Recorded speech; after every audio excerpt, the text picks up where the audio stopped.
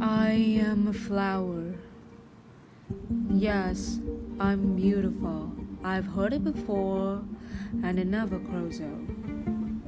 I'm worshipped for my looks, my sun, my looks. But here's the thing, life starts with me. You see, I feed people. Every fruit comes from me. Every potato, me. Every kernel of corn, me. Every grain of rice, me. Me, I know, but it's true. And sometimes I feed their souls.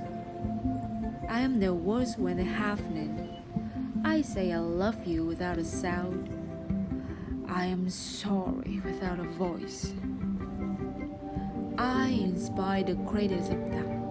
Painters, poets, pattern makers, I've been amused to them all.